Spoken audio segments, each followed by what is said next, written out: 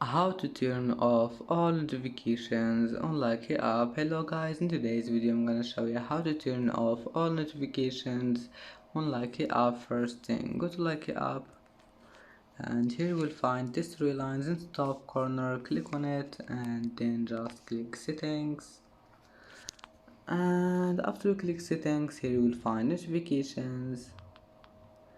Click on it and now just scroll down and here you will find notifications. Click on it and then you will find this one here. All you need to do is just click on it, one click. And that's it for today's video. If you like this video, please don't forget like and don't forget subscribe, and thank you for watching this video until the end, and see you in the next video.